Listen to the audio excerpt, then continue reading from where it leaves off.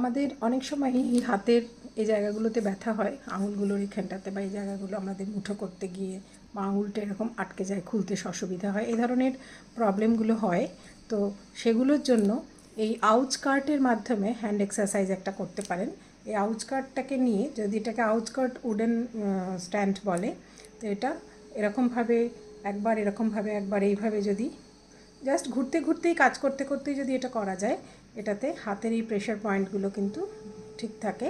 আবার এটাকে নিয়ে এরকমভাবে ঘষতে পারেন এই আঙুলের মধ্যে, এরকমভাবে খুব আরাম লাগবে, আরাম তো লাগবেই, তার সাথে মানে কাজটাও হবে, হাতের এই ব্যথাগুলো অনেক কমবে।